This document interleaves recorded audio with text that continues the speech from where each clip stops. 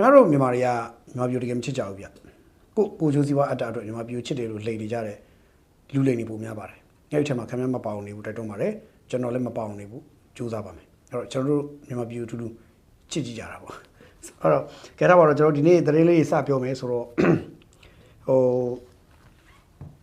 သတင်းလေးစပြောမယ်ဆိုတော့ကျွန်တော်လက်ထက်မှာချက်ရှိတဲ့ journal လေးရင်စကြည့်ညာမယ်The statement journal အမှတ်စဉ်90တော့ထွက်ရှိလာပါပြီ cover story ကတော့အားလုံးသိတဲ့ဒီ forum ကဘာတွေဆွေးနွေးကြတယ်လဲသူတို့အထက်မှာအဓိကသဘောတူတဲ့အချက်တွေကိစ္စတွေကျွန်တော်တို့ပြောထားပါတယ်အဲ့တော့ကျွန်တော်တို့ကဒီ peace forum နဲ့ပတ်သက်ရင်တော့ပွင့်လင်းပြောရင် peace forum ပတ်သက်ရင်တော့တော်တော်လေးတော့အောင်မြင်တဲ့ peace forum လို့ပဲကျွန်တော်တို့ပွင့်လင်းပြောချင်တယ်ဘာဖြစ်လို့လဲဆိုတော့တကယ်လည်းအောင်မြင်တယ်ပြီးတော့ရွေးကောက်ပွဲနာမည်ရွေးကောက်ပွဲကိုခင်ဗျားတို့မဲပေးကြတာကကျွန်တော်တို့ပွင့်လင်းပြောရင်ကိုယ့်အတွက်အခွင့်အရေးတွေပိုကောင်းသွားလိမ့်မယ်ဆိုကြပါစို့စစ်မှုထမ်းကိစ္စမျိုးဆိုရင်ဒါရွေးကောက်ပွဲမှာမဲပေးလိုက်တာနဲ့အမျှစစ်မှုထမ်းကိစ္စတွေကတော်တော်လေးကိုလူတွေတက်တာချောင်ကြည့်သွားမယ်စစ်မှုထမ်းကိစ္စဆိုင်းငံ့ခံရတာတော့ဖြစ်လာနိုင်တယ်အဲဒါကြောင့်မလို့ကျွန်တော်တို့ပွင့်လင်းပြောရင်တော့ရွေးကောက်ပွဲကိုခင်ဗျားတို့ဘာဖြစ်တာကောင်းတယ်ရွေးကောက်ပွဲကကျွန်တော်တို့အတွက်အဓိကတော်တော်အရေးကြီးတဲ့ကိစ္စနိုင်ငံအတွက်အရေးကြီးတဲ့ကိစ္စဖြစ်တယ်ရွေးကောက်ပွဲတော့ထောက်ခံကြိုးစုအားပေးပြီးတော့ကိုယ်တိုင်ဝင်မဲပေးတာမျိုးလုပ်ဖို့လိုအပ်တယ်လို့ကျွန်တော်တို့တိုက်တွန်းချင်တယ်နော်အဲ့တော့ peace forum မှာတကယ်စစ်မှုထမ်းကိစ္စတွေလည်းကျွန်တော်တို့ဆွေးနွေးကြတယ်peace forum စစ်မှုထမ်းကိစ္စတွေလည်းဆွေးနွေးကြတယ်နောက်တစ်ခါဘာခေါ်လဲဆိုတော့ပြပထွက်ပြေးသွားရလို့ဆွေးနွေးကြဆိုတာဒါကြီးကျွန်တော်ပြီးခဲ့တဲ့နေ့တော့တိုက်ပြောထားပါတယ်ပြောထားပြီးတော့သိပြီးသားပါเนาะအဲ့တော့ peace forum ကတကယ်ကိုပဲထိရောက်အားကောင်းတဲ့ forum ဖြစ်တယ်ပြီးတော့အပေါ်အဲ့မှာတက်လာတယ်ဆိုအစိုးရပြီးတော့အစိုးရနေပြီးတော့မင်းတို့ဒါလို့ဆိုကျွန်တော်တို့စစ်တပ်ကိုဆွေးနွေးသူတွေကိုခိုင်းနေမျိုးမဟုတ်ဘဲနဲ့ကျွန်တော်တို့ကနေပြီးတော့ဒီဖြစ်ချင်တာတွေကျွန်တော်တို့ဖြစ်ချင်တယ်ဆိုတဲ့ရှုထောင့်မျိုးတွေအားလုံးဝိုင်းဆွေးနွေးကြတာပြောရရင်ကိုဖြစ်ချင်တဲ့ဟာတွေကိုဆွေးနွေးကြတဲ့ forum ကြီးဒါကြောင့်မို့လို့ forum ကြီးကျယ်တယ်ခမ်းနားတယ်ပြီးတော့ဒါမျိုး forum ကနောက်ထပ်အချိန်မျိုး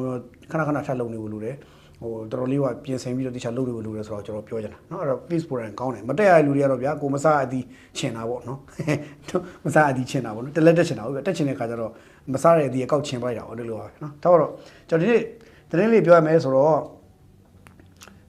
လက်နက်တွေမိတဲ့ကိစ္စနဲ့ပြောမယ်မြန်မာပြည်မှာမိတာရယ်ထိုင်းမှာမိတာရယ်မြန်မာပြည်မိတာကတော့ညောင်ခါရှည်မှာမနေ့ကမိတာညောင်ခါရှည်မှာမနေ့ကမိတာကဲဘယ်လောက်ဆိုးလဲဆိုတော့အမျိုးသမီး2ယောက်တားမိတွေထင်ပါတယ်ဗျာကျွန်တော်ထင်တယ်တားမိတွေထင်ပါတယ်အမျိုးသမီး2ယောက်ကညောင်ခါရှည်မှာ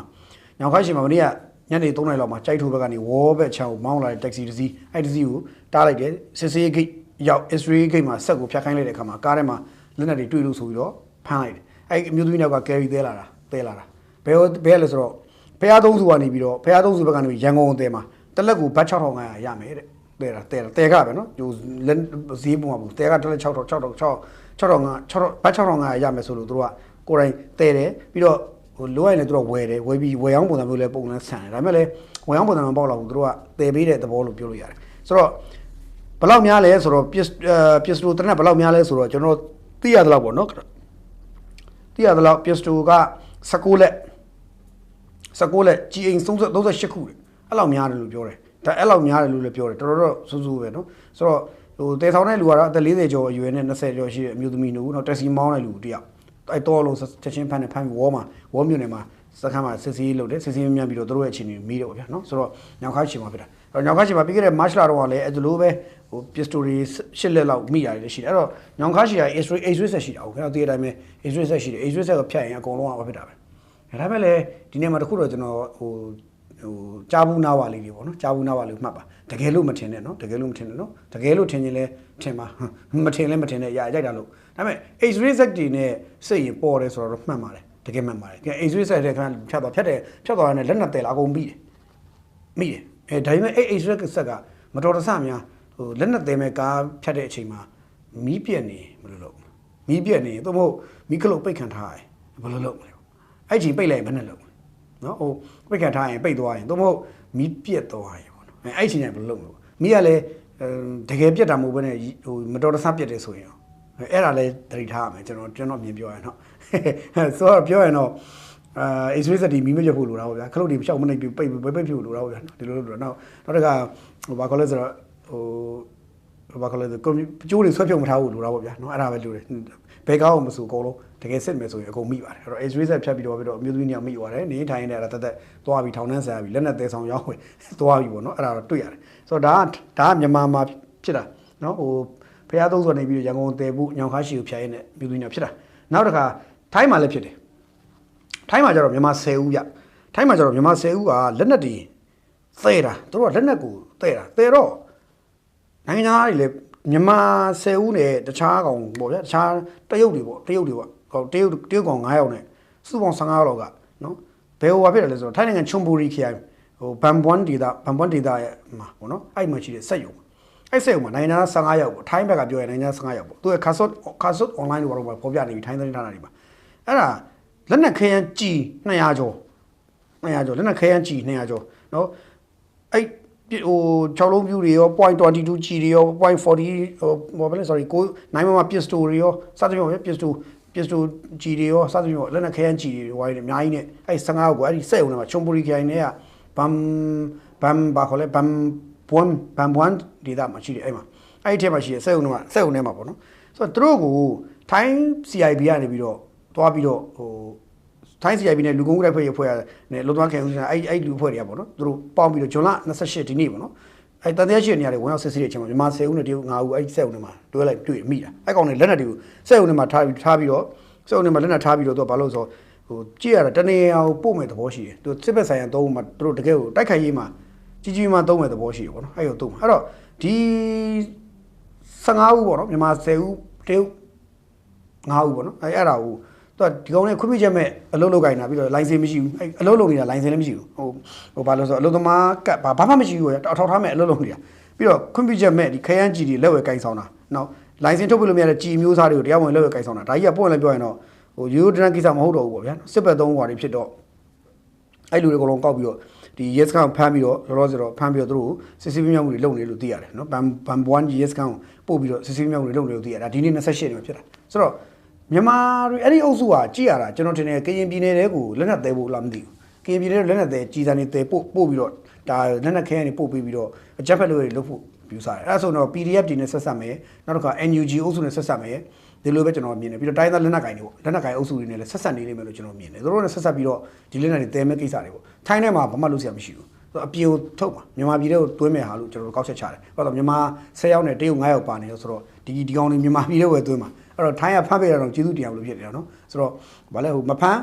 မ်းဆယ်ကဖမ်းတစ်ခါတော့ဘလို့ပြောကျေးဇူးတင်နေရမယ်ပုံမှန်ဖြစ်နေနော်အဲ့လိုတော့ဖြစ်နေတာဒါလည်းလက်နက်ထိုင်းမှာလက်နက်တဲဆောင်ရောင်းဝယ်သုံးဖို့ကင်လက်ဝယ်တွေ့ရှိပြီးတော့မြန်မာ10ယောက်ဖမ်းခံရတာပေါ့နော်ဆိုတော့လက်နက်ကိစ္စတွေလက်နက်ရောင်းဝယ်ကိစ္စတွေတော်တော်လေးစီးပွားဖြစ်နေတဲ့သဘောတော့ရှိတယ်ဆိုတော့သဘောတော့ရှိတယ်နောက်တစ်ခုကတစ်ချိန်တည်းမှာပဲဒီထိုင်းဝင်ကြီးချုပ်နှုတ်ထွက်ရေးဆိုပြီးတော့ထိုင်းဘန်ကောက်မှာဆန္ဒပြနေတာရှိတယ်ဘန်ကောက်ပေါ့နော်ဘန်ကောက်ကမြို့လေမြို့ဘန်ကောက်မြို့မှာရှိတဲ့ဒီမိုကရေစီချင်းမှာကြောက်တယ်အဲ့ကြောက်တော့မှာဒီနေ့ဆန္ဒပြကြတယ်ထိုင်းဝင်ကြီးချုပ်ဟိုအောင်အန်လို့ခေါ်လာပေါ့နော်ပထုံတန်ရှင်နာဝါထရာပေါ့သူ့ကိုယာတို့ကနှုတ်ထွက်ဖို့ဆိုပြီးတော့သူ့ကိုနှုတ်ထွက်ရေးဆန္ဒပြတဲ့အုပ်စုကြီးရှိတယ်အဲ့ဒီအုပ်စုကြီးကြားမှာနော်အဲ့အုပ်စုကြီးနောက်မြန်မာတွေပဲခုနကမြန်မာ9ယောက်နဲ့ကမ္ဘောဒီးယား1ယောက်နဲ့သွားပြီးတော့အဲ့နားမှာဖြတ်ပြီးတော့ကားမောင်းဖြတ်သွားတယ်ဖြတ်တော့အဲ့ကားကိုဘာလဲဆိုတန်တရားရှိလို့တားလိုက်တယ်တားပြီးကြည့်လိုက်တော့မြန်မာ9ယောက်နဲ့ကမ္ဘောဒီးယား1ယောက်အဲ့တော့ထိုင်းဝန်ကြီးချုပ်ကိုဆန္ဒပြနေတဲ့ထိုင်းနိုင်ငံသားတွေနေကြားထဲမှာဒီမြန်မာကလေးနဲ့နိုင်ငံသားနိုင်ငံသူတို့အမိခေါ်နိုင်ငံသားတွေကဘာလာလောက်တာလဲဆိုထိုင်းကစစ်လိုက်တဲ့ခါကျတော့ဒီကောင်တွေကဆန္ဒပြတဲ့လှုပ်ရှားရေးမှာဒီကောင်တွေပါနေလားဆိုတန်တရားတွေဖြစ်သွားပြီးတော့အဲ့ကောင်တွေကိုဖမ်းထားတယ်ဖမ်းတော့သူတို့ကပြောတယ်မဟုတ်ဘူးကျွန်တော်တို့ကဟိုတလုတ်ကိစ္စနဲ့လာတာဆိုပြီးတော့ပြောတယ်အဲ့လိုနေရာတစ်ခုသူပြောတယ်ကျွန်တော်မခေါ်တတ်လို့ဟိုအဲ့နေရာတစ်ခုသူလာတာပေါ့ဗျာလာတာအဲ့ဒါဆန္ဒပြသူတို့မဆိုင်ပါဘူးမရဘူးကွာတန်တရားကြီးတော့အကုန်ဖမ်းထားတယ်လို့ဖမ်းပြီးတော့လို့ဆိုတော့ဖမ်းပြီးတော့ဒန်တင်းလက်ဆိုရဲစကားမှာသူအခုလို့ထိပ်ပြီးသူတို့အထောက်ထားအချက်လက်တွေကိုစစ်ပြီးတော့လုပ်နေဆန္ဒပြပွဲမှာဒီကောင်တွေပါလားမပါလားဆန္ဒပြတာဒီကောင်တွေတကယ်လုပ်နေတာမလုပ်ဘူးလားမြန်မာဝင်ပါသလားဆိုဖမ်းတယ်အဲ့တော့မြန်မာတွေကလည်းတကယ်ကိုပဲနိုင်ငံကျော်ရုံလို့ကဘာဘာကျော်တယ်နော်အဲ့ဘယ်မှမလုပ်ဘူးပြင်းမလုပ်ဘူးအကုန်လျှောက်ပြီးတော့ပတ်မွေးကြတာလက်နဲ့ရောက်ဝဲမောင်ခိုးလို့တဲ့ကောင်နဲ့အဲ့ဆန္ဒပြပွဲမှာရောင်ပေးသွားလို့တဲ့ကောင်ကျွန်တော်မြန်မာတွေပွဲကြိုက်ခင်နေဆိုတော့ရောင်ပေးသွားလို့တဲ့ကောင်နဲ့အခုတော့နောက်ဆုံးတော့ဒီလိုတွေဖြစ်ကုန်တာအခုလိုတွေဖြစ်ကုန်တာပေါ့နော်ဆိုတော့ဒါလေးဖြစ်တယ်ဒါတော့ခုနဖြစ်တဲ့ဒီဇလန်းလေးတွေနဲ့ပတ်သက်ပြီးတော့ပြောပြတာပါအဲ့တော့ကျွန်တော်အဲ့ဒါပြောပြီးတဲ့နောက်မှာကျွန်တော်တို့နောက်တစ်ခါမြန်မာတွေနောက်ထပ်နိုင်ငံခြားမှာဖြစ်တဲ့ဇလန်းလေးတခုလည်းကျွန်တော်ပြောပါအောင်မယ်ဒါကတော့ပြီးခဲ့တဲ့ဇွန်လ22ရက်နေ့ဖြစ်သွားတာကျွန်တော်လည်းခုမှသိရတယ်လို့ပြောပြစီခုမှတည်းဆိုခုမှပဲတည်းရဆိုခုမှပဲဒီတရုတ်မီဒီယာတွေကနေပြီးတော့အော်တောင်းနေတော့မဟုတ်ဘူးပေါ့ဗျာသူတို့ WeChat တို့တောင်းရင်းတို့မှာပေါ်ပြတာတွေကြည်ရင်းနဲ့အဲ့မှာသွားတွေ့တာပေါ့နော်ဆိုတော့မြန်မာမာလေးတွေကရွှေလီမှာအလုပ်လုပ်နေတယ်တရုတ်ရွှေလီမှာအလုပ်လုပ်နေရွှေလီမှာတရုတ်ရွှေလီမှာအလုပ်လုပ်နေတဲ့မြန်မာမာလေးတွေကနော်မြန်မာမာလေးတွေကထွက်ပြေးတာပေါ့ဗျာပွင့်လည်းပြောတယ်စက်ရုံကနေထွက်ပြေးတာဟိုရွှေလီမာကဟိုအထည်ချုပ်ဖက်ချုပ်ဘာချုပ်ညာချုပ်အချုပ်တွေရှိတယ်အဲ့လိုစက်ရုံတွေရှိတယ်နောက်တော့အခြားစက်ရုံတွေရှိတယ်အဲ့ဒီစက်ရုံတွေမှာမြန်မာမျိုးသမီးတွေကအလုပ်လုပ်နေတာအများကြီးပဲကျွန်တော်လွန်ခဲ့တဲ့ဒီနှစ်စောပိုင်းတွေတော့မှတော့ကျွန်တော်ပြောဘူးလေပြီးတော့မနစ်ကနှစ်ကုန်မှလည်းကျွန်တော်ရုပ်သံတွေမှာပြောဘူးလေမြန်မာတွေဒီထိုင်းမှာsorryတရုတ်မှာအထည်ချုပ်သွားလုပ်နေရတယ်ဒီကောင်တော့တရားမဝင်ဘူး ပြီးတော့ကျွန်တော်တို့တရားဝင်မခေါ်ဘူးထိုင်းတရုတ်ကိုတရားဝင်အထက်ကျုံးနဲ့အလုပ်သမားပို့တာမရှိဘူးအဲ့ဒါကိုသွားကြတယ်ဘာလို့သွားကြလဲဆိုကိုသွားရောင်းနေသူနဲ့နော်ကိုခန္ဓာကိုသွားရောင်းနေသူနဲ့ဟိုမှာတရုတ်မရလို့ဖို့သွားတဲ့သူနဲ့နော်အလုပ်လုပ်ဖို့ဆိုပြီးတော့ဟိုကအဆွဲကောင်းလို့ဆိုပြီးတော့မန္တလေးထီလာဆွဲလို့ပါသွားတဲ့လူနဲ့အကုန်အုံနေချင်းနဲ့ပတ်စံတွေပေးလိုက်ရတာဆိုကျွန်တော်ပြောတယ်ပြီးလည်းပြီးဟောလို့ရှိရင်ဒုက္ခပေးတယ်မြန်မာတွေကို तू ကလောက်ခလာစာကိုလည်းမှန်ကန်မပေးဘူးပြည့်မပေးဘူးပြီးတော့ကျွန်တော်မြန်မာတွေကိုအများနဲ့နှိမ့်ကော်တယ်အနိုင်ကျင့်တယ်မြန်မာမတွေကိုဆိုရင်ပတ်ဆက်ဒီကောင်တွေကဟိုစော်ကားဖို့လည်းဝမလေးဘူးအဲ့ကြောင့်မသွားသင့်ဘူးဆိုတာကျွန်တော်အချိန်ပြောခဲ့တယ်ပေါ့ပြောရင်မလဲကျွန်တော်ပြောတာနောက်ကျနေဟိုကောင်တွေပြုံတိုးနေတာဟိုမူဆယ်မှာပြုံတိုးပြီးအတကုံဝင်တာဟုတ်ပါဘူးဝင်တာအဲမူဆယ်လာဝကလည်းပြောနေတာပဲเนาะအဲ့မှာမြန်မာတွေရောပြတော့ပတ်စံတွေရတာဟုတ်ဗျာเนาะလာဝကတွေရောအဲ့မူဆယ်မှာရှိတဲ့ဟိုလုတ်ပိပိုင်ခွင့်ရှိသူတွေပေါ့ဗျာလာဝကကြီးတွေမပြောတော့ပါဘူးမူဆယ်မှာခြေဆိုင်တဲ့ဟိုထိုင်းဟိုတရုတ်ဘက်ကိုသွားဖို့လုတ်ပိပိုင်ခွင့်ရှိသူတွေအကုန်လုံးကဂွင်တက်ပျော်နေတာပေါ့အဲ့တော့သွားကြရင်လည်းအဲ့လိုဖြစ်ကြတော့မြန်မာမတွေကိုနှိပ်စက်တဲ့အနိုင်ကျင့်တာတော့ရှိတယ်လို့ပြောတယ်မြန်မာမတွေလည်းစိုးတယ်မြန်မာမတချို့လည်းရှိတယ်ဘာလို့ဆိုဟိုမှာတရုတ်တွေကိုတယောက်ပြီးတရုတ်ယောက်ျားကို3-4ယောက်လောက်ပတ်ယူလိုက်တာတွေရှိတယ်အဲ့လိုလည်းရှိသေးတယ်လို့ပြောတယ်ဆိုတော့ဇလိုင်းစုံပဲဒါပေမဲ့ဘလို့ဖြစ်ဖြစ်အခုနောက်ဒီတရားဝင်သွားတာမဟုတ်တဲ့ခါကျဥပဒေနဲ့အကာအကွယ်မရှိဘူးလို့ကျွန်တော်ပြောခဲ့ဘူးတယ်အဲ့တုန်းကအဲ့တော့အကာအကွယ်မရှိဘူးအခုလည်းတကယ်ဖြစ်တယ်အဲ့တိုင်းအခုဘာဖြစ်တာလဲဆိုတော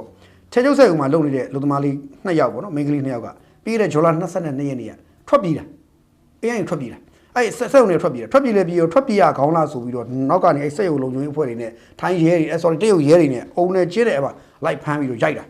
်ပြီးတော့နှစ်ယောက်ဆုံးဖမ်းပြီးတော့အခန်းထဲကိုထည့်ပိတ်လောင်တယ်ခင်ဗျာဟိုပိတ်လောင်ပြီးတော့ level ညစ်တယ်ထိုးတဲ့ကြိတ်တယ်ပေါ့ဗျာအစားစင်းပေါ့ခင်ဗျာပတ်စပါးတွေဖျက်ရတာပေါ့အဲ့လိုလုပ်တာအနိုင်ကျင့်နှိပ်စက်တယ်အဲ့ဒါကိုကျွန်တော်တို့မြန်မာမာတွေခံနေရတယ်ဒါချွေလီမှာခုဖြစ်နေတာပြီးခဲ့တဲ့20နှစ်ထွက်ပြီးသွားလို့ပြန်ဖမ်းပြီးတယ်အဲ့မှာအခုနှိပ်စက်ခံနေတိုက်ပိတ်နှိပ်စက်ခံနေရတယ်မြန်မာမာတွေအဲ့တော့ကျွန်တော်တို့မြန်မာကအစိုးရတာဝန်ရှိသူတွေအနေနဲ့လေအဲ့ဒီကိစ္စကိုတည်တည်ချာရေးယူကြတော့လိုတယ်ကျွန်တော်တို့ကတရုတ်ကိုတော့ဟိုကြောက်တာတော့ကြောက်ပါဟိုမပတ်သက်ချင်လို့လည်းမရလို့မပတ်သက်တာပတ်သက်ပါဒါပေမဲ့တရုတ်ကကျွန်တော်တို့နိုင်ငံရဲ့ဥပဒေတွေကိုလေးစားဖို့ပြီးတော့ကျွန်တော်တို့နိုင်ငံသားတွေပေါ်မှာတန်ဖိုးထားဖို့ကျွန်တော်တို့နိုင်ငံသားတွေကိုနှိပ်စက်အနိုင်ကျင့်တာမျိုးအထင်သေးတာမျိုးကြောတာမျိုးလုပ်တာမျိုးတရုတ်မှမဟုတ်ဘယ်နိုင်ငံလို့ကျွန်တော်လက်မခံဘူးကြာဒါကြီးကမဖြစ်သင့်ဘူးပေါ့ကျွန်တော်မြန်မာဘက်ကမှားရဲဆိုရင်လည်းဥပဒေကြောင်းအရေးယူလို့ရတယ်ဒါပေမဲ့ဒီလိုမျိုးကြီးဗျာဟိုတိုက်ပိတ်ပြီးတော့ဟိုနှိပ်စက်တာမျိုးကြီးကြတော့ဒါကမဟုတ်ဘူးပေါ့နော်အဲ့တော့ဒါကြီးကကျွန်တော်တို့ကိုယ်နိုင်ငံသားကိုကာကွယ်ဖို့ကြတော့ကျွန်တော်တို့နိုင်ငံအစိုးရတာဝန်ရှိသူတွေအလုပ်လုပ်ကြဖို့လိုတယ်ကိုယ်နိုင်ငံသားကိုဝိုင်းဝန်းကာကွယ်ကြဖို့လိုတယ်ကိုယ်နိုင်ငံသားမှားရင်တော့ကိုယ်နိုင်ငံတွေကပဲခေါ်ပြီးဆုံးမတာမျိုးဖြစ်တဲ့နေဟိုကောင်တွေကဒီလိုမျိုးလုပ်တာကြီးကကျွန်တော်တို့ဘလို့မှမခံနိုင်ဘူးလက်သေးကိုဆေးကျွန်တော်လက်ထိပ်တွေနားတယ်ဗျတခါကျအဲ့လိုပဲအဲ့တော့ကျွန်တော်လက်ထိပ်တွေမှာနားတယ်ဆိုတော့မြန်မာမျိုးသမီးတယောက်ကိုတခြားနိုင်ငံကတယောက်ကနှိပ်စက်အနိုင်ကျင့်ပြီးဆိုရင်ကျွန်တော်တို့ဒီနှလုံးသားတွေကနားတယ်မခံနိုင်ဘူးဒေါသလည်းထွက်တယ်စိတ်လည်းတူတယ်ဒါမလုပ်ရဘူးပေါ့ဒါမဖြစ်တဲ့ကိစ္စကိုကျွန်တော်အဲ့တော့အစိုးရအာဏာပိုင်ဖွဲ့စည်းတွေဒီကိစ္စကိုအရေးယူကြိုက်တော့ဘူးသို့မဟုတ်ဆက်သွယ်ချိတ်ဆက်မေးမြန်းပြီးတော့မြန်မာလူသမားတွေတရားမဝင်ဖြစ်နေတရားဝင်ဖြစ်အောင်လုပ်ဖို့ဘာလို့လဲတရားမဝင်ဖြစ်တဲ့အတွက်ဘာလို့လဲဟိုမှာလောက်ခလာတာတော့ပြည့်ရောမပေးဘူးမပေးလို့တိုင်မလားဆိုတော့တိုင်လို့မရဘူးဆန္ဒပြောင်းလာပြတဲ့ကောင်ထောင်ထဲထည့်တာအဲ့လိုဘာအခွင့်အရေးမှမရဘူးဘာလူအခွင့်အရေးမှမရှိဘူးအဲ့တရုတ်ကိုသွားတာဘာလူအခွင့်အရေးမရှိဘူးသွားနေကြတာအဲ့တော့မြန်မာမျိုးသမီးတွေအနေနဲ့လည်းဒီတရုတ်အပေါ်မှာနည်းနည်းသေချာစဉ်းစားကြဖို့တော့လိုတယ်တရုတ်ကိုသွားကြမယ်ဆိုရင်စဉ်းစားကြဖို့တော့လိုတယ်တရုတ်ကကျွန်တော်တို့ကိုနှိပ်စက်မယ်အနိုင်ကျင့်မယ်ကျွန်တော်တို့အမျိုးသမီးတွေကိုတားဖောက်ဆက်လို့သဘောထားမယ်စသဖြင့်ပေါ့ဟိုလူလို့တတ်မှတ်တာမဟုတ်ဘူးကြာအဲ့ဒါယူကျွန်တော်တို့လည်းတော့ဟို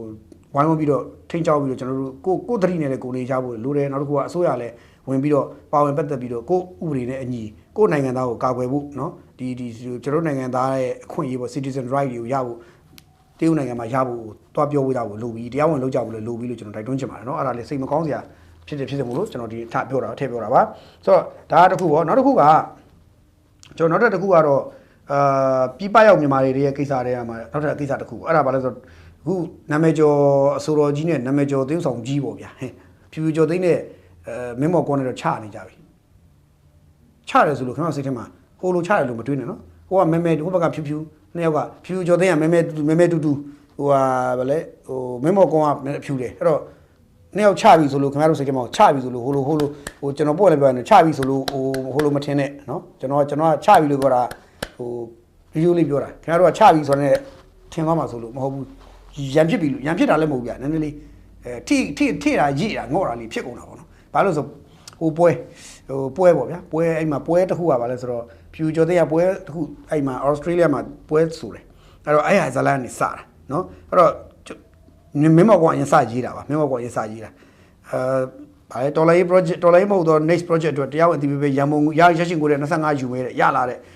ဘာလဲ merchandise အပါဝင်နဲ့ family တင်လေးလုပ်မယ်ပြားတယ်စူးကြီးလေးယူမယ်ပြားတယ်အမေသူကလုံတာနော်စီးရင်လည်းမရှိဘူးပြားတယ်ဒါဆိုရင်ကျွန်တော်ခွန့်လို့မလားတဲ့ ခင်ဗျားတို့ကတော်လိုင်းရေးအတွက်တဲ့စောက်ဆံအများကြီးရှာထားတာပဲဆိုပြီးတော့ခွန့်လိုက်ကြတယ်မလားတဲ့စောက်သေးတွေသိပေါ့ဟာဘလို့မိမတွေကမွေးထားလည်းမသိဘူးစကလုံးကလေဟိုငါးလုံးပြအောင်မပြောအောင်တော့ဆဲပြီးသွားပြီဘလို့မိမတွေကမွေးထားလည်းတော့မသိဘူးမိမတွေကလည်းမဆုံးပါလားမသိဘူးမရိုက်တာတကယ်ထိတ်ဆုံးပါပဲနော်ဒါမှမဟုတ်လေတအုပ်စုကြီးတသွေးတမွေးတွေဝိုင်းမရိုက်နေကြတာတော့မသိဘူးဆိုတော့စကားအဆက်အမြဲပါတယ်ဆိုတော့ထားပါတော့ तू အဲ့လိုပြောပြီးတော့ तू ကသူကိုသူပြောတယ်ပေါ့ဗျာသူကိုသူကြတော့ तू ကလောရဟွာပဲသူကတော့ဒီလိုမျိုးမလုပ်ဘူးပေါ့ဆိုတော့ဘသူ့ကိုရေးတာပါလေကိုကျွန်တော်တို့ကလည်းမသိဘူးဗျဒါပေမဲ့သူတို့ချင်းချင်းသူတို့ပြန်ပြီးတော့သိတယ်ပြောချင်တာဟိုဖြူကျော်သိန်းကိုပြောတော့ဖြူကျော်သိန်းကပွဲရတဲ့ငွေတွေကိုနော်ဒီဖြူကျော်သိန်းကဒီဩစတြေးလျစစ်ဒနီမှာလုပ်တဲ့ပွဲပေါ့နော်အဲ့ပွဲမှာfamily din လုပ်တယ်အဲ့ဟာငွေတွေယူတယ်ဒီဆိုတယ်တချင်းဆိုတယ်ယူတယ်ပေါ့အဲ့လိုပုံစံမျိုးတက်ရောက်သွားတာပေါ့သူပြောလိုက်တာအဲ့လိုပြောလိုက်တော့ဖြူကျော်သိန်းဘက်ကလည်းပြန်ရှင်းတယ်ဗျဖြူကျော်သိန်းဘက်ကလည်းပြန်ရှင်းတယ်ဖြူကျော်သိန်းကိုယ်တိုင်လည်း Facebook ပြန်ရှင်းထားတယ်ပြန်ရှင်းတယ်ပွဲအမြတ်ငွေ85ရာခိုင်နှုန်းနဲ့ Sydney Accounting Team ကနေပြီးတော့ထိန်းသိမ်းထားပြီးတော့ဆက်လက်စီစဉ်ဆွေးနွေးနေပါတယ်ဖြူကော်မတီကနေပြီးတော့ထိုငွေအားလုံးကိုပွဲပြီး3လအတွင်းအပြီးပြတ်စီစဉ်ပေးရန်ညွှန်ကြားခဲ့တဲ့အတိုင်းဇွန်လအတွင်းအပြီးသက်ရန်ဆောင်ရွက်ရှိပါတယ်အဲ့လေအမြတ်25ကိုဖြူရဲ့တော်လန်ရေးနဲ့ပတ်သက်တဲ့နုပညာ project ကိုပြုလုပ်ရန်အတွက်ပါဝင် support လုပ်လို့၍လှူဒန်းထားပါတယ်ဖြူ personal project မဟုတ်ပါတယ်ဖြူသီးတဲ့ဖြူသီးတဲ့အနုပညာကြီးမှုကိုမယူဘဲဒီဆိုပေးခြင်းဖြစ်တယ်ထို့အတွက် family တင်လက်မှတ်များရောင်းအောင်ငွေကိုဖြူအတွက် personal ပေးရပါတယ်လက်မှတ်အဆောင်30ရောင်းရပါတယ်တဲ့အမေပရိသတ်ကိုတဲ့ဘာကြောင့်မလဲပရိသတ်ကိုလည်းကြိုတင်အသိပေးဒီအတွက်ဖြူကိုတည်တံ့ချင်းမြင့်လို့တော့လူ30သာလာတော့ပါတယ်ဆိုတော့သူဒီဖြော်ပြပွဲရတဲ့ပတ်စံ तू မယူဘူးပေါ့နော် तू က family လုပ်လို့ရတဲ့ပတ်စံ तू ယူတာဆိုတဲ့သဘောမျိုးဒါပေမဲ့နည်းနည်းပဲဆိုပြောတယ်သဘောတော့ဗျာသူတို့ချင်းချင်းကြားမှာဖြစ်နေတာကဒီတော်လန်ရေးဆိုပြီးတော့ခေါင်းစဉ်တစ်ခုတက်တယ်တက်ပြီးရင်ဖြိုးပွဲတစ်ခုလုပ်တယ်နောက်ဘာပွဲလုပ်တယ်ညာပွဲအဲ့ပွဲလုပ်တယ်ပြီးရင်အဲ့မှာသူတို့ကပတ်စံရတယ်လူတွေကအလူငွေလာထည့်တယ်ဝိုင်းပတ်စံထည့်ကြတယ်ဝိုင်းထည့်တယ်လက်မှတ်ရောင်းတယ်လက်မှတ်ဝယ်တယ်အလူငွေထည့်အလူငွေတောင်းရင်လူငွေထည့်တယ်အဲ့လိုထည့်ကြတယ်ပြပရောက်မြန်မာတွေဆိုရှိအမှဩစတြေးလျရောက်မြန်မာတွေဂျပန်ရောက်မြန်မာတွေကိုရီးယားရောက်မြန်မာတွေအမေရိကရောက်မြန်မာတွေဥရောပရောက်နေမြန်မာတွေနော်စသဖြင့်အဲ့လိုလူတွေသူတို့ရဲ့လောက်အားကလေးတွေနဲ့သူလာထည့်ရတယ်ထည့်ပါဆိုသူတော်လန်ရေးဆိုတဲ့ခေါင်းစဉ်အောက်ကနေလာထည့်တယ်တော်လန်ရေးလောက်ချသူတွေမို့လို့လာထည့်တယ်ဆိုထည့်တာအဲ့ပတ်စံတွေကမြေပြင်တကယ်ရောက်မရောက်ဆိုတော့သူတို့လည်းမသိဘူးထည့်တော့ထည့်တာပဲငါတို့လှူခဲ့တယ်ပဲဘယ်နာရောက်လဲဆိုတော့မသိဘူးမြေပြင်ရောက်သလားဟိုဘသူဘိုက်ထဲရောက်သွားတယ်လဲကျွန်တော်တို့မသိဘူးဒါတွေကဘသူဘိုက်ထဲရောက်မသိနိုင်ဘူးလေဆိုတော့အဲ့ဒါကိုဟိုဖြစ်နေတဲ့ပြဿနာတွေအဲ့ဒါကိုဟိုခုနတက်အောင်တက်ကိုဖြစ်နေတာကြောက်မကြည့်တော့ကြည့်ရမင်းမောက तू မယူလို့ဖြစ်ပေါ့ तू မရလို့ဖြစ်မှာပေါ့ဗျာ तू မရလို့ तू မပေးတာလားတော့မသိဘူးအဲ့လိုဖြစ်တယ်ဆိုတော့တခါကြရင်အဲ့ဒီကိစ္စတွေကပြပမှာတကယ်ဖြစ်နေလားဆိုတကယ်ဖြစ်တယ်ပြီးခဲ့တဲ့နှစ်ရက်ပေါ့နော်ပြီးခဲ့တဲ့နေ့မို့ပြီးခဲ့တဲ့အေးပေါ့ဟို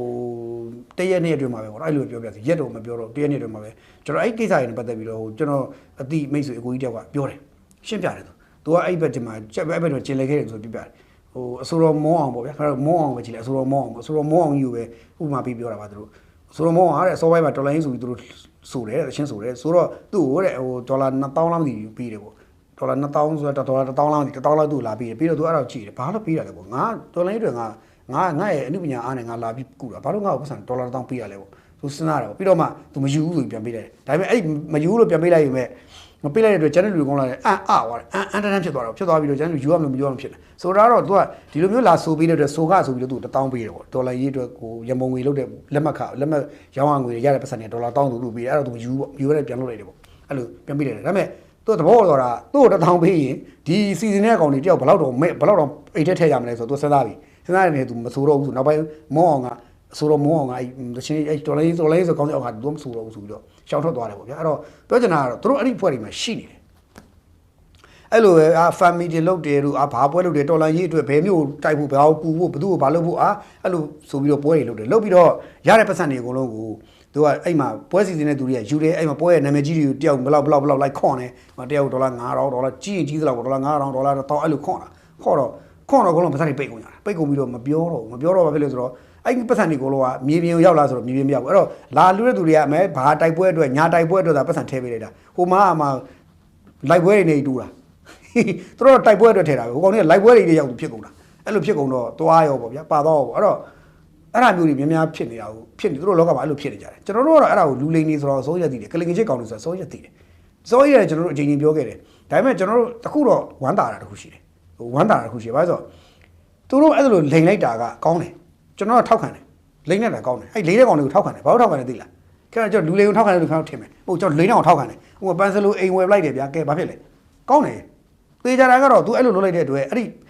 လူတက်မဲ့ပတ်စံတွေကကြည်စံနေဖြစ်နေအသွင်ပြောင်းမလာပဲနဲ့ ပန်ဆယ်လိုရဲ့1 byte လေးစုပြေသွားတယ်ပန်ဆယ်လိုရဲ့ byte လေးစုပြေသွားတယ်ပန်ဆယ်လိုရဲ့ဖိန်လေးရင်လေးတင်လေးအကုန်စုပြေသွားတယ်အကုန်စုပြေသွားတယ်ရုပ်လေးလည်းစုပြေသွားတယ်ဒါကောင်းတယ်သူစုပြေသွားတယ်ဒါကောင်းတယ်ကျွန်တော်တော့ပွင့်လိုက်ပြောရင်လူတက်ဖို့ကြည်စံနေဖြစ်မဲ့ပတ်စံတွေကနော်သူ့ဟာသူတော်လန်ရေးခေါင်းစဉ်နဲ့ရံပုံငွေဘုံတဲ့ကောင်တွေကဘုံသွားလို့ရသွားတယ်လေအသေးကြတာလူမတက်တော့တာအနည်းဆုံးတော့အဲ့တော့ကျွန်တော်တို့ကသေချာတာကတော့အဲ့ဒါကိုပွင့်လိုက်ပြောရင်တော့ကြိုက်တယ်အဲ့လိုပဲကျွန်တော်ပြောချင်ကြိုက်တယ်ကောင်းတယ်များများသာဘုံညကျွန်တော်တော့လက်ခံတယ်လို့ပဲရင်ပြောချင်တယ်နောက်တစ်ခုထပ်ပြောချင်တာကအဲ့မှာဗာလဲဆိုတော့ဗာလဲလူလိန်တွေကိုအားပေးတာတော့မဟုတ်ဘူးနော်လူတွေအားပေးတာမဟုတ်ဘူးဒါပေါ့လည်းပဲလူတွေနဲ့အားပေးတာမဟုတ်ဘူးဒါပေမဲ့အဲ့လူလိန်တွေရှိလို့လေအဲ့ဒီသူတို့အုပ်စုကမအောင်မြင်တာဖြစ်တဲ့အတွက်ကျွန်တော်ပို့ပြီးကြိုက်တယ်ပြီးပို့လည်းပဲပြီးတော့ပို့ပြီးတော့လည်းမြေပြင်မှာတချို့လူတွေနားလဲလာတဲ့အခါနောက်ဘက်မှာတဖြည်းဖြည်းနဲ့သူတို့ကျဲသွားပါလိမ့်မယ်တခုတော့ရှိတယ်ဒါတွေကအခြေတစ်ခုရောက်အဖြစ်ပေါ်လာမှာပဲအခြေတစ်ခုရောက်အချင်းချင်းပြန်ဖော်ကြလိမ့်မယ်အခုလဲဒါမင်းမော်ကောနဲ့ဖြူကျော်သေးတို့တယောက်ကိုဆွေးဆောင်းနေဖြစ်ကုန်ကြပြီနောက်ဘယ်သူတွေလာအောင်မလဲထွက်လာအောင်မလဲမသိဘူးနောက်ပိုင်းမှာပန်ဆယ်လိုအကြောင်းကိုဖော်တဲ့လူတွေအများကြီးပေါ်လာလိမ့်မယ်နော်ပန်ဆယ်လိုအကြောင်းဖော်တဲ့လူအများကြီးပေါ်လာလိမ့်မယ်ဘာလို့ဆိုတော့ကျွန်တော်တို့ကတွက်လို့ရတယ်ဒါပေမဲ့ခက်တာဟိုးဘက်ချမ်းဖော်တဲ့လူရှိရင်လေပန်ဆယ်လိုကသူ့ရဲ့ follower အားနဲ့အနိုင်ကျင့်တော့တော်တော်လူကပန်ဆယ်လိုမဖိုက်ရ fight တဲ့လူမှန်တယ်မှာလဲပန်ဆယ်လိုနဲ့တွေ့ရင်အကုန်ရှုံးဆိုတော့ဘယ်သူမှမဖိုက်ရတော့ပန်ဆယ်လိုမပြောရကြဘူး NUG တော့မပြောရဘူး NUG တော့ပန်ဆယ်လိုမပြောရဘူးဆိုတော့အဖြေရမှာတော်တော်လေးတော့စိတ်ဝင်စားဖို့ကောင်းတယ်ရှိတယ် NUG ထက်ပန်ဆယ်လိုကပို့ပြီးတော့အဲ့ဒီဟိုးဘက်ချမ်းမှာဩသာကြီးနေတာတော့တွေ့ရတယ်နော်ဒါတော့ဒီကိစ္စပေါ့နော်အဲ့တော့ဘယ်လိုဖြစ်ဖြူကျော်သေးတယ်မျိုးကပွဲဘယ်လိုဖြစ်ချင်းတစ်ခုရောက်တဲ့ခါကျတော့သူတို့ပတ်စံယူတယ်ဆိုတဲ့ကိစ္စဟာဒစထွက်လာပြီဆိုတော့ပေါ်တာနော်ပေါ်လာတယ်ပတ်စံတော့ယူတယ်ဒီလိုမှလည်းသူတို့အဆင်ပြေပတ်စံတော့ယူရဲဒါပေမဲ့မြေမှာတော့သူတို့ကတကယ်ချနေတဲ့ပုံစံမျိုးကြီးအကြီးကြီးပြောတယ်လူတွေကိုလိန်နေပြည်တွင်းကနေနေတဲ့လူတွေကအဲ့ဒါအုပ်ကြီးထင်းတယ်ကောင်းပါတယ်ဒါလည်းကောင်းပါတယ်သူကသူ့အဖွဲ့နဲ့သူဆိုတော့ကောင်းတာပေါ့ချကြပါဗျာနော်ကဲဒါကတော့ future သိနဲ့မင်းမော်ကုန်းကိစ္စလေးထည့်ပြောတာပြီးတော့ကျွန်တော်ဒီနေ့နောက်တစ်ခုပြောမှာကမစီမဆိုင်လို့ပဲပြောမှာလားမသိဘူးမစီမဆိုင်လို့ပဲပြောမှာလားမသိဘူးပေါ့နော်အဲ့ဘက်ကနေကြော်ပြီးဒီဘက်ကိုနောင်ချိုပေါ့နောင်ချိုကျွန်တော်ပွင့်လည်းပြောရင်တော့ပြန်ရပြီလို့တော့ကျွန်တော်ပြောချင်ပါတယ်ခါတော့ယုံချင်းမယုံပဲနောင်ချိုပြန်ရပြီလို့ကျွန်တော်ပြောချင်တယ်ဘာလို့ပြောလဲလို့မေးရင်စပြီနောင်ချိုကအခုပွင့်လည်းတက်ကနောင်ချိုအစောကြီးကတည်းကပတ်လေးဝိုင်းနေပတ်လေးမျိုးစုံပေါ့ဗျာတက်ကချိုတင်ပြင်ဆင်ပြီးအကုန်လုပ်ထားတယ်ကျွန်တော်ယူလို့ရနေပြီလို့ပြောခဲ့တယ်အခုနောင်ချိုရဲ့နောက်ဆုံးအခြေအနေကဘာလဲလို့မေးရင်တက်ကပတ်လေးဝိုင်းပြီးတော့အခုနောင်ချိုမျိုးတွေဝင်ဖို့မိုင်းလေးနည်းနည်းပဲကျွန်တော်လည်းလို့ပြောရမှာနည်းနည်းပဲကျွန်တော်လည်းနောင်ချိုဝင်ဖို့နည်းနည်းပဲကျွန်တော်လည်းအဲ့တော့ဒီတက်ကမိုးမိတ်မိုးကုတ်ဘက်ကမိုးကုတ်ဘုတ်ဘက်ကစစ်ကူတက်လာတဲ့ပလောင်နေနဲ့မန် PDF တွေအကုန်လုံးကိုအဲ့မှာအိုမခါနောင်ဖာအဲ့ဘက်ကနေပြောအောင်မခါနောင်ဖာဘက်မှာတက်နေထိုးစစ်ချတယ်တိုက်ကြခိုက်ကြတယ်ဖြစ်ကြတယ်ပေါ့ဗျာတိုက်ကြခိုက်ကြတယ်ဒါပေမဲ့အိုမခါတို့နောင်ဖာတို့လုံဆန်းတို့ညန်တော်တို့အဲ့နောင်လင်းအစရှိရွာတွေမှာစစ်တပ်နောက်ချန်စခန်းတက်တွေနဲ့တိုက်ပွဲတွေဖြစ်တယ်ပြောရတော့တက်ကနောက်ကိုပြန်ပေါက်ပတ်တိုက်ဖို့ကြိုးစားတာနောင်ချိုလာဝိုင်းနဲ့ပတ်တိုက်ဖို့ကြိုးစားတာဒါပေမဲ့မရဘူးတက်ကလည်းတော်တော်လေးကိုပြင်ဆင်ထားပြီးတော့ထိုင်ကြရအခုကတက်ကသူ့နေမြေတခုပြန်ယူပြီးဆိုရင်တသလုံးပြန်ဝင်လာလို့မရအောင်လုပ်တာအခုလွိုင်ကောပဲကြည့်လွိုင်ကောမြို့တစ်ချမ်းအထိကိုဒီကောင်တွေတက်ပြီးတော့ယူထားနိုင်တယ်လွိုင်ကောမြို့ကြီးနော်တိုင်းဒေသကြီးအစိုးကရားပြည်နယ်အစိုးရအဖွဲ့ရဲ့ရုံးထိုင်ရာပြည်နယ်မြို့တော်နော်ပြည်တော်မြို့တော်လွိုင်ကောတစ်ချမ်းတိဝင်ထိုင်လိုက်တာဟိုတွေကကရားပြည်တွေကကရားတပုံတွေကဝင်ထိုင်လိုက်တာအဲ့ဒါကိုတက်ကပြန်ပြီးတဖြည်းဖြည်းတိုက်ယူသွားတာအခုဘာဖြစ်လဲခြေကုတ်ပြန်ယူလိုက်တာအခုခင်ဗျအဲ့ကောင်တွေအနားတော့မကနိုင်တော့အဲ့တော့တက်ကပြန်ယူပြီးဆိုရင်တော့တေချာသူကစုံမိကြိုင်ပြီးဖြောင်းတေချာယူတယ်အခုအဲ့တော့နောင်ချိုသူကယူတဲ့အခါမှာနောက်ကဘေးပတ်လည်းမှရှိတဲ့ရွာတွေမှာဖြန့်ထားတဲ့တက်တွေကိုသူကလာတိုက်တာပေါ့နောက်ကြောင်းပြန်ပတ်တိုက်တော့မရဘူးတက်ကတောင်းထားတယ် AC ပြန်ခံတိုက်တယ်အဲ့တော့ဘလို့မှမဖြစ်လို့မရဘူးတောင်ခမ်းကနေထိုးလာတယ်နောက်ထိုးလာတယ်ပင်မစစ်ကြောင်းတော့ရှေ့တောက်လျှောက်ရောက်လာပြီးတော့နောင်ချိုမျိုးစေကြီးဘုံတွေကိုရောက်နေပြီပြောနောင်ချိုမျိုးရဲ့စေကြီးဘုံတွေရောက်နေပြီပြောဟဲ့ဗျာနောင်ချိုမျိုးတော်တချို့တွေဝင်နေပြီလို့ကြားတယ်မျိုးတော်ဝင်ဒီနေ့ထိကျွန်တော်သိတယ်နောင်ချိုမျိုးတော်ဝင်နေပြီလို့ကြားတယ်အဲ့တော့ထားပါတော့တက်ကတကယ်ကိုဒီအုံနေချင်းနဲ့ NR 2နဲ့တင်းနဲ့ဝင်ထားပြီဝင်တော့ဒီကောင်လေးဘာကြံလဲဆိုတော့မြို့ထဲမှာပေါ့နော်မြို့ထဲမှာနောင်ချိုထဲမှာပလောင်တွေကပလောင် TNL လေးတွေပေါ့နော်တင်နီလာအောင်တို့အုပ်စုအဲ့ဒီအုပ်စုကအခုတဖြည်းဖြည်းနဲ့ပြေးကြတယ်တဖွဲတို့တော်ပြေးတာမြို့ကန်တွေကိုကြတော့မပြေးခိုင်းမဲနဲ့နည်းနည်းလေးခြံထားတဲ့အုပ်ချုပ်ရေးအဖွဲ့တွေနည်းနည်းခြံထားတယ်တိုက်ခိုက်ရေးအဖွဲ့တွေကသိမရှိတော့ဘူးအုပ်ချုပ်ရေးအဖွဲ့တွေခြံတယ်အုပ်ချုပ်ရေးအဖွဲ့တွေကပလောင်တွေကဘာလုပ်နေလဲဆိုတော့မြို့ကန်တွေမတွားနဲ့မပြေးနဲ့မတွားနဲ့ဆိုတားပြီးတော့မြို့ကန်တွေနဲ့ရွာကန်မြို့မှာနေတဲ့ရသပြည်သူတို့တစားကန်လုပ်တယ်အခုတစားကန်လုပ်တယ်လို့သိရတယ်လုပ်ပြီးတော့ပို့လိုက်ပြောရင်တော့စစ်တပ်ကပြစ်လို့ရှိရင်ရသပြည်သူတို့နောက်ချုံပြတဲ့ရသပြည်သူပြစ်နေပါပြီဆိုပြီးអော်လိုက်မယ်အခုပလောင် TNL ရဲ့သူ့ရဲ့ page Telegram page တွေဟိုဒီမှာသူတို့တင်နေရပဲသူတို့ငိုချင်းချင်းမာတွေပြောနေပြီတော်တော်ချင်းနေဆိုးနေပြီအဲ့တော့နောက်ချိုထဲမှာ TNL တွေတိုက်ခိုက်ရေးအဖွဲ့သိမရှိတော့ဘဲနဲ့အုပ်ချုပ်ရေးအဖွဲ့နည်းနည်းပဲကြံတယ်ပြီးတော့မြို့ထဲမှာခံတိုက်နေတာ TNL အစားဓနု PDF က ခံတိုက်နေတာတဲ့အဲ့တော့တိတ်မကြခင်မှာတော့တနု PDF တွေလည်းပြေးကြမယ်သဘောရှိတယ်တချို့ဆိုအဝယ်စားတွေပဲလဲကုန်ပြီတဲ့အဝယ်စားတွေလဲကုန်ပြီလို့ကြားတယ်အဝယ်စားတွေလဲကုန်ပြီဆိုအရသားရုပ်တရက်ဆိုတနတ်တွေဖွက်ပြီးတော့အရသားပဲကျွန်တော်တို့ကရသားတွေပါကျွန်တော်မဟုတ်ကျွန်တော်အဲ့လိုလောက်ကြတော့မအခွက်တွေလာတော့အတက်ကတခုတော့သတိထားမှာနောက်ချိုမျိုးတို့တက်ကရပြီလို့ပြောလို့ရတယ်လို့ဝင်သွားတဲ့ခါမှာလည်းတွေ့ရလူအရသားဆိုတိုင်းစွတ်ယုံလို့မရတော့ဘူးနောက်တစ်ခုကဒီအစကတည်းကဒီကောင်တွေလန့်ချင်လှုပ်ရှားမှုတွေဒီကောင်တွေရဲ့ဟိုခြေရလဲကြည့်လိုက်ပေါ့ဗျအရသားနဲ့ဒီကောင်လေးနဲ့ဟိုကနေကွာနည်းနည်းတော့ကွဲတယ်လို့ကွဲပါတယ်နည်းနည်းတော့ကွာတယ်အဲ့တော့တက်နေနေလေဒါကိုသေချာသတိကြီးထားဖို့လိုပါတယ်နောက်ကျောဓာတ်နဲ့ထိုးခံမှာဆိုလို့ပါပြည်သူဆိုပြီးအယောင်ဆောင်ပြီးလာပြီးလုံမှာဆိုတယ်အဲ့တော့တက်မတော်သားတွေနောင်ချိုတိုက်စစ်စင်နေတက်မတော်သားတွေရဲ့ဒီဘာပြီးတော့ကြိုးစားအထောက်မှုနဲ့နောင်ချိုမြို့ဟာပြည်သူလူထုလက်ထဲကိုပြန်အပ်ပေးနေတော့မှာဖြစ်တဲ့အတွက်ဝမ်းသာပါတယ်ကျွန်တော်တို့ပြည်သူလူထုကိုစားဝမ်းသာပါတယ်ဂုံလဲဂုံယူပါတယ်ဂုံလဲဂုံပြုတ်ပါတယ်ဆိုတော့ဘာပြီးတော့ပြည်သူလူထုရဲ့လက်ထဲကိုနောင်ချိုမြို့ကြီးမကြခင်ပြန်ရောက်ပြီလို့ပဲမှတ်လိုက်ပါတော့ရပြီလို့ပဲကြိုးစားမှတ်ထားပါလို့ပြောချင်တာတောင်းခမ်းရတော့အဲ့တော့ sorry နောင်ချိုကတော့အဲ့တော့နောင်ချိုရပြီးရင်အပေါ်မှာရှိတဲ့ကြောင်မဲတီဘောလဲဘာမှမလိုတော့ပါဘူးဘာလို့ဆိုတော့အဲ့တကြောလောကတက်ကငကိုတဲ့လမ်းမကြီးတွေပေါ်မှာတော့တက်ကရှင်းပါလိမ့်မယ်အဲ့တော့ SSPP နဲ့တက်နေလဲကျွန်တော်ထင်တယ်ညှိပြီးရှင်းလိမ့်မယ်လို့ယူဆတယ်ပေါ့နော်ဘာလို့ဆိုတော့ तू ကဒီကြောင်မဲတီဘောနောင်ချိုကြောင်မဲတီဘောဟိုဘက်ချမ်းပေါ့နော်ဟိုလာရှူပေါ့အဲ့ဒီဘက်ချမ်းအကုန်လုံးတကြောလုံးကနောက်ပိုင်းမှာဒီပြည်တော်လမ်းမကြီးတစ်ခုလုံးကတက်ကထိုင်ချထားပြီးတက်နဲ့ငင်းချမ်းယူထားတဲ့အဖွဲ့အစည်းတွေတက်တဲ့ငင်းချမ်းလက်မှတ်ထိုးမဲ့အဖွဲ့အစည်းတွေကခုနကဘာခေါ်လဲဆိုတော့ဒီစစ်သားတွေမဟုတ်တော့ဘဲနဲ့ရဲလိုမျိုးပေါ့အသွင်ပြောင်းပြီးတော့မှ तू ကအဲ့ဒီနေမြေတွေကဂိတ်တွေမှာရှိမဂိတ်တွေမှာတို့ထိုင်ကြမယ်ဂိတ်အများကြီးမထားဘူးဂိတ်တွေထိုင်ကြပြီးရင်အဲ့မှာဟိုလမ်းဖြတ်တန်းကကောက်ခံတဲ့အခါမှာလမ်းလည်းပြင်မယ်ဖြတ်တန်းကကောက်ခံမယ်အဲ့ရငွေတွေကဒီလက်နက်ကိုင်ဖွဲ့စည်းတွေရဲ့မိသားဟိုဘယ်လိုခေါ်မလဲစီးပွားရေးရက်တီအတွက်ရေရှည်ရက်တီအတွက်ဒါပြန်ပြီး share ခွဲပေးတာမျိုးတွေဖြစ်လာနိုင်တယ်အဲ့တော့ကြောင့်ကနောက်ပိုင်းမှာပလောင်ကတော့ဟိုဒီတိုင်းသွားရင် DNL ရဲ့ဒီတိုင်းသွားပြီးတော့ပေးတောင့်ခံနေရင်တော့သိကြတယ် DNL မျိုးပြုတ်မယ်မလုပ်ရင်တော့မဟုတ်ဘဲနဲ့ညှိနှိုင်းမယ်လက်နက်ကိုင်လမ်းစီကိုစွန့်လွတ်ပြီးတော့ညှိနှိုင်းပြီးတော့ပလောင်ကိုပဲအုပ်ချုပ်ခွင့်ရဒေသမှာပြန်ပြီးကောင်းအောင်နေမယ်ဆိုရင်တော့ဘာပြောဟိုတာဖုံးချုပ်လို့အုပ်စုတွေလည်းအသက်ရှင်လေးနေလို့ရမှာပေါ့မဟုတ်ရင်တော့အကုန်တီကုန်းနေမယ်ကြားမှာညက်ပြီးတည်သွားနိုင်တယ်ဘာလို့ဆိုတော့ KA ရလည်းကြည်နေတာ SSPP လည်းသိကြည့်မရတော့ဒီဘက်ကတက်ကလည်းတောနေတယ်ဆိုတော့သုံးဖွဲ့ဆိုင်ကြားမှာ TNL ကဘယ်လိုရှင်သန်မလဲဆိုတော့ကြည့်ကြတာပေါ့နော် TNL ဘယ်လိုရှင်သန်မလဲကြည့်ကြတာပေါ့နော်ဆိုတော့ဒါကတော့ TNL နောက်ချူတက်ကပြရပြီဆိုတော့အရင်ပြောရတယ်ထည့်ပြောတာဖြစ်ပါတယ်အဲ့တော့ဒါပြီးတော့ကျွန်တော်တို့ဘာလဲဆိုတော့ဘာပြောရမလဲဆိုတော့ဒီနေ့ရဲ့သတင်းကြီးလို့ပဲပြောမှာပေါ့နော်သတင်းကြီးလို့ပြောပါတယ်ဒါနောက်ဆုံးမှတမပြောတာပါဒေါ်အောင်ဆန်းစုကြည်နဲ့ပတ်သက်ပြီးတော့အခုသတင်းတစ်ခုအစထွက်လာပါတယ်သတင်းစုထွက်လာတယ်အဲ့တော့ဒီထွက်လာတဲ့နေရာမှာဘယ်လိုသတင်းလဲဆိုတော့ဒေါ်အောင်ဆန်းစုကြည်ကိုဒီဟိုဘက်ကထွက်လာတာပြောပါနော်မြန်မာအချင်းထောင်တက်သေးဆိုတဲ့ MPW ဆိုတဲ့အဖွဲ့အစည်းပေါ့နော်အဲ့ဒီအဖွဲ့ကနေပြီးတော့ထုတ်ပြန်တာ MPW ဆိုတဲ့အဖွဲ့ထုတ်ပြန်တယ်အဲ့ထုတ်ပြန်တဲ့စာတမ်းမှာဘာပါလာလဲဆိုတော့ဒေါ်အောင်ဆန်းစုကြည်ကိုတဲ့ဒေါ်အောင်ဆန်းစုကြည်ကိုနေပြီးတော့အချင်းထောင်ထဲမှာမထားဘဲနဲ့လျှို့ဝှက်နေရာမှာထားတယ်လို့သူကပြောတယ်လျှို့ဝှက်နေရာဆိုတဲ့နေရာမှာဘယ်နေရာလဲဆိုတော့ကဆထ6ရှိတဲ့နေရာမှာပေါ့နော်ဘုံချုပ်ကြီးမြောက်လိုင်းတို့ရဲ့ဒီကာဝေးစုချုပ်ရုံးဆိုတာရှိတယ်အဲ့ဒီရုံးတွေကကဆထ6ထိုင်တဲ့ရုံးအဲ့ဒီရုံးတဲမှာရုံးပါပဲ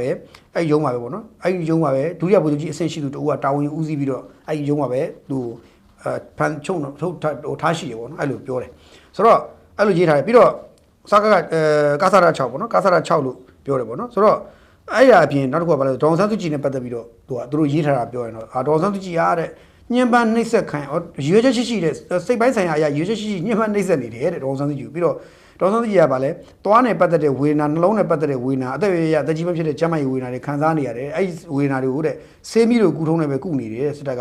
သေချာကုခွင့်မပေးဘူးပေါ့စသဖြင့်အဲ့လိုပြောပြီးတော့ဒေါ်ဆန်းစုကြည်နဲ့ပတ်သက်ရင်တော်တော်လေးသူတို့အဲ့လိုပြောတာတွေ့ရတယ်ဆိုတော့ဒီနေရာမှာခင်ဗျားတို့အနေနဲ့အဲ့ဒီပြည်ပြင်းမီဒီယာတော်များတပြိုင်နဲ့တစ်ချိန်နဲ့အတူတကွဖော်ပြလာတဲ့ဒေါ်ဆန်းစုကြည်နဲ့ပတ်သက်တဲ့သတင်းကိုခင်ဗျားတို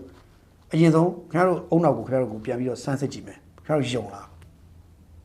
းနံပါတ်1သူပြောတာနံပါတ်1ကဗာလဲကဆရ6ပေါ့နော်ကဆရ6နေပြီးတော့စိတ်ယုံကကဆရ6ရှိတဲ့ဝင်းထဲမှာထားတယ်လို့ပြောတယ်တစ်ချက်နှစ်ချက်ကဒေါ်ဆန်းစုကြည်ကဒီကျမ်းမာကြီးပေါ့နော်သွား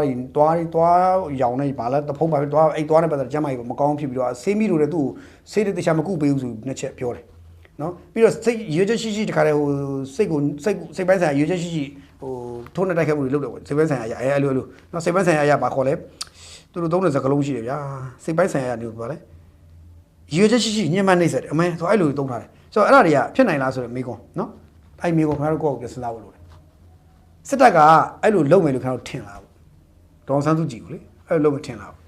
းဒေါ်ဆန်းစုကြည်ကိုအမှုတွေအများကြီးနေတာထောင်ထဲထည့်ရင်ထည့်လိုက်ပြီဒေါ်ဆန်းစုကြည်ကိုခင်ဗျားကလည်းပုံနဲ့ပြောရင်ခြေမွေးမိမလောင်လက်မွေးမိမလောင်နော်ဘာလဲဆိုဟိုလိုချင်တာအကုန်ရအောင်ပေးနေတာကျွန်တော်တို့ပုံကျွန်တော်အဲ့လိုသိထားကျွန်တော်အဲ့လိုသိထား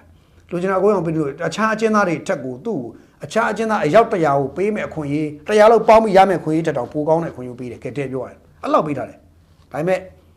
ပေမဲ့ဟိုပြောတဲ့ခါကျတော့အဲ့မီဒီယာတွေအဲ့လိုဝိုင်းဖွာကြတယ်သူတို့ဘာရွေးရှိနေဖွာလဲဆိုတော့သူတို့ပြစ်လိုက်တဲ့ဂဲလုံးကိုခင်ဗျားတို့ကကြည့်ဖို့လိုတယ်ဂဲလာရလမ်းကြောင်းကိုကြည့်ဖို့လိုတယ်အဲ့ဂဲလုံးကြည့်ပြီးတော့တဝုံနဲ့ထားမဟောင်းလို့မရဘူးဒါဂဲလာရလမ်းကြောင်းကြည့်ရမယ်ဒီဒေါ်စန်းစုကြည်ကိစ္စကိုဘာလို့သူတို့အချိန်ကြိုက်တာကိုတဲပြီးတော့လူတွေကြားထဲမှာပြည်ပြမီဒီယာတွေအုံနေချင်းနဲ့ဖွာတယ်လေနောက် MPW ဆိုတဲ့အဖွဲ့ကအချိန်ကြိုက်ထပေါ်လာတယ်လေစသဖြင့်ပေါ့နော်ဆိုတော့အချိန်ကြိုက်ထပေါ်ပြီးတော့ကြီးပြောလေပြီးတော့အဲ့ MPW အဖွဲ့ကဒေါ်စန်းစုကြည်ကိုကားစားထ6မှာထားတယ်ဆိုတာကိုထုတ်ပြန်ထားတဲ့အထက်မှာခိုင်မာတဲ့အထောက်အထားသူမှမရှိဘူးခိုင်မာတဲ့အထောက်အထားမပေးနိုင်ခိုင်လုံးတဲ့အထောက်အထားမပေးဘဲနဲ့သူကပြောလိုက်တော့သူတို့နဲ့ဖွဲ့တွေကဟိုဖြစ်လို့မရလို့ပါဆိုပါဆက်ပြောတယ်နောက်တစ်ခုကသူတို့ဖွဲ့တွေကသူတို့ကိုသတင်းပေးတဲ့လူဖော်ပြလို့မရလို့ပါလို့နောက်တစ်ခုကသူတို့ဖွဲ့တွေကဒါဒီကိစ္စကိုတေချာတိုင်မင်းမှဆုံးဖြတ်ပြီးတော့သတင်းထုတ်ပြန်တာပါလို့ဆိုတော့အဲ့မှာတစ်ချက်ပါလာတာရှိတယ်သူတို့ဒီကိစ္စကိုတေချာတိုင်မင်းမှသတင်းထုတ်ပြန်တာဆိုတော့ဒီကိစ္စကတေချာတိုင်မင်းမှသတင်းထုတ်ပြန်တဲ့ကိစ္စဆိုရင်ဒါဆိုရင်သူတို့ကဒီကိစ္စကိုတမင်ကိုရွေးရှိလူတွေကြားထဲမှာဖွာနေပြီဆိုတဲ့အဓိပ္ပာယ်ရွေးချက်ရှိနဲ့လူတွေကြားထဲမှာဒေါန်ဆန်းစုကြည်နဲ့ပတ်သက်ပြီးလူတွေကြားထဲမှာဟိုအော်တောင်းနေပြောင်းတို့လို့ပြောင်းတမင်လုပ်တယ်လို့ကျွန်တော်ကောက်ချက်ချတယ်နောက်ဆက်ကအစိုးရကတော့ဒါနဲ့ပတ်သက်ပြီးတော့ပြန်ရှင်းမှာမဟုတ်ဘူးအဲဆိုသူတို့ဘလို့ထားလဲသူတို့သိတယ်ဒေါန်ဆန်းစုကြည်ကလည်းဘလို့နေရလဲဆိုတော့ဒေါန်ဆန်းစုကြည်ကိုယ်တိုင်သိတယ်အဲ့တော့နောက်ဆက်ကတော့ AC ပဲရှင်းမှာမဟုတ်ဘူးရှင်းမဲ့ပုံလည်းမပေါ်ဘူးသိပြီးကောင်းထင်ပုံဒါပေမဲ့ကျွန်တော်ကတော့ဂျားကန်ဖွင့်နေတယ်ကျွန်တော်သိတာကိုကျွန်တော်ပြောတာဒီလိုသတင်းမျိုးတွေကလူတို့ကိုအစိတ်တောက်ဖြစ်တယ်ဒီလိုအစိတ်တောက်ဖြစ်တဲ့သတင်းတွေကိုဖြန့်ဝေတဲ့လူတွေကိုလည်းဒါဟာပုံလည်း virus တွေဖြန့်တဲ့လူတွေဒီလိုဟာမျိုးတွေကျွန်တော်တို့လက်ခံလို့မရဘူးကျွန်တော်တို့ journalism မှာလုံးဝလက်ခံလို့မရဘူးဒါကြောင့်ကျွန်တော်ဒါကိုပြောတာဟုတ်ပါဒေါ်ဆန်းစုကြည်ကကားစား6မှာထားတယ်ဆိုတော့သူ့ကိုရွှေ့ရဆိုတော့ထောက်ထားခိုင်မာတဲ့ထောက်ထားအဲ့ဒီ MPW ဆိုတဲ့ဖွဲ့မှာမထုတ်ပြန်နိုင်ဘူးတစ်ချက်ကမထုတ်ပြန်နိုင်ဘူးအထောက်ထားမပြနိုင်ဘူးတစ်ချက်နှစ်ချက်ကသူအဲ့ကားစား6မှာထားတယ်လို့လည်းပြောတယ်ဘယ်သူမှလည်းပေးမတူဘူးလို့လည်းပြောသေးတယ်ပြီးတော့သူဘာပြောလဲဒေါ်ဆန်းစုကြည်သွားတွေနာနေတာတို့ဟိုဟာတွေဖြစ်နေတာဒီဟာတွေဖြစ်နေတာတို့နော်ဘာလဲနေပြန်ပြောပါရင်ယောဂသွားနဲ့ပတ်သက်တဲ့ဝေဒနာတို့နှလုံးနဲ့ပတ်သက်တဲ့ဝေဒနာတို့အသက်ကြီးလာလို့ဖြစ်တဲ့ရမကြီးရဝေဒနာခံစားနေရပါတယ်။ဘာညာရှောက်ပြောကုန်ရောပြီးအဲ့ဒါတွေကုဖို့တော့ကိုဆေးမိတို့တွေပဲကုနေတယ်တေချာမကုပါဘူး။ဘာသူတို့မျက်လုံးနဲ့တေချာသွားပြီးကိုတို့ထိုင်ကြည့်နေကြတာလား။မျက်ဝါးထင်ထိုင်ကြည့်နေကြတာလား။စဉ်းစားကြည့်တဲ့ခင်ဗျားတို့ဖြစ်နိုင်လား။ဆိုဖြစ်နိုင်လားဆိုတော့အဲ့ဒါဆို तू ကဘယ်သူနဲ့မှလည်းတွေ့ခွင့်မပေးတာတို့ဘယ်သူမှလည်းမပါဘူးလို့ပြောတယ်ပြီးလဲပြီးတော့ဟိုမှာမသိငုတ်တို့ထိုင်ကြည့်နေတယ်လို့ပဲဒေါ်ဆုံးကြီးသွားနေနာနေတယ်နှလုံးရောဂါလည်းခံစားရတယ်ကျမကြီးနေပတ်တဲ့ထိခိုက်နေတာမှုဖြစ်တာအဲ့ဒါတွေကိုကုမပေးဘူးဆေးမှုတွေနဲ့ကုနေတယ်ဘာညာဆိုတော့စဉ်းစားကြည့်ပြီးဖြစ်နိုင်လားပေါ့ဖြစ်နိုင်လားပေါ့နော်ဆိုတော့အဲ့ဒါတော်ဆိုးွားတဲ့ဒီဝါဒဖြတ်မှုကြီးပါပဲဒါပေမဲ့သူတို့ဝါဒဖြတ်တာရုပ်တိရှိအောင်လို့ဘယ်လိုထားလဲအသက်အရွယ်ကြီးသူတွေခံစားလေးရှိတယ်နှလုံးရောဂါတို့ဒီအသက်အရွယ်ကြီးတိုင်းသွားတယ်မကောင်းလေအသက်ကြီးတိုင်းသွားတယ်မကောင်းအဲ့ဒါအမှန်တရားပဲအသက်ကြီးတိုင်းသွားတယ်မကောင်းအဲ့ဒါအမှန်တရားပဲကျွန်တော်တို့အသက်ကြီးလာရင်လည်းသွားတယ်ကောင်းအောင်မဟုတ်ဘူးသွားတွေကဘာလို့ဆိုတော့သွားရင်နောက်ဆုံးကျွန်တော်ဖွားတွေဆိုရင်ဆုံးတော့ကျွန်တော်ဖွားအဖွားတွေဆိုသွားတယ်မရှိတော့ဝါးတယ်ထမင်းဝါးတယ်သွားတယ်မရှိတော့ဖွားတယ်ဆိုကျွန်တော်ဖွား90ကျော်ဟာခင်ဗျကိုသုံးသွားတာအဲ့လိုမျိုးပဲတော့ပြောချင်တာကအသက်ကြီးလာရင်တော့ဒီသွားတွေနဲ့ပတ်သက်တဲ့ပြဿနာရှိလိမ့်မယ်ဒါပေမဲ့အဲ့ဒါကဆေးမြစ်တို့နဲ့ကုရတဲ့အထိလက်လောက်ထိတော့ခင်ဗျလှုပ်เสียအကြောင်းမှမရှိတာနောက်တစ်ခုကဟိုနှလုံးနဲ့ပတ်သက်တာတော့နော်အသက်ကြီးရွယ်ကြီးရင်ဖြစ်လေရှိတဲ့ယောဂါလို့ဆိုဩပြောတတ်တယ်လို့နော်အဲ့တော့ကာသရ6ကိုထားတယ်ဆိုတာကိုတော့ကျွန်တော်ကောက်ချက်ချတာပြောပဲကာသရ6မှာထားတယ်ဆိုကောက်ချက်6ခိုင်းဆိုကောက်ချက်ကတော့ဖြစ်နိုင်ရရှိသလားမင်းဖြစ်ကောင်းလည်းဖြစ်နိုင်တယ်မဖြစ်လို့မဖြစ်နိုင်ဘာလို့ဖြစ်ကောင်းဖြစ်နိုင်လို့တစ်ချက်ပြောလဲလို့မင်းနေပြီးတော့ကငလင်လှုပ်လိုက်တဲ့ခါမှာဒီတချို့နေရာတွေထိခိုက်တာတွေရှိတယ်အဲ့တော့ထိခိုက်မှုရှိတယ်ဒေါအောင်ဆန်းစုကြည်တခုခုဖြစ်သွားလို့မရဘူးမရတဲ့ခါကျတော့ဒေါအောင်ဆန်းစုကြည်ကိုလုံခြုံနေစိတ်ချတဲ့ခိုင်မာအားကောင်းလို့ဘာမှသူ့အနေမရှိတဲ့နေရာရွေးခေါ်ထားမှာပို့စိတ်ချမှာမဟုတ်ရင်ခင်ဗျာမတော်တဆတခုဖြစ်သွားလို့မတော်တဆကိုငလင်တော့မထားအောင်ဂျားမှာသူ့ထားတဲ့အစာကပြိုကျလို့သူ့များပြီးသွားလို့အမလေးအဲ့မှာရှင်းလို့မဆုံးစစ်တပ်ဒီစစ်တပ်ကရှင်းလို့မဆုံးဖြစ်သွားမှာ तू ကအဲ့တော့မှတမိုင်းနေမဟုတ်ဘူးအင်းစိန်မှာတေးကုန်မှာအထိတ်မှာအသိကောင်းထိတ်မှာဆိုတော့မဖြစ်ဘယ်လိုပြောမလဲဟိုဘယ်လိုမှဒေါအောင်ဆန်းစုကြည်မထိရဘူးပွင့်နေပါဘာလို့ဒေါအောင်ဆန်းစုကြည်ဒီဗိုလ်ချုပ်အောင်ဆန်းရဲ့တမီးဖြစ်တယ် Royal Family လို့ခေါ်တယ် Royal Family ရဲ့ဒီ Royal Family ဖြစ်တယ် Royal Family member ဖြစ်တယ်ပြီးရင်ဘာဖြစ်လဲဆိုတော့နိုင်ငံတော်အဆင့်တကယ်ဟိုတာဝန်ထမ်းဆောင်ခဲ့မှုတယ်ပြီးတော့နိုင်ငံလုံးကသူ့ကိုလက်ထောက်ခံတဲ့လူတွေကအများကြီးပဲနိုင်ငံတကာလည်းသူ့ကြည့်နေတယ်ဆိုတော့အဲ့လိုလူမျိုးကိုနဲ့ပတ်သက်ပြီးတော့ခင်ဗျာ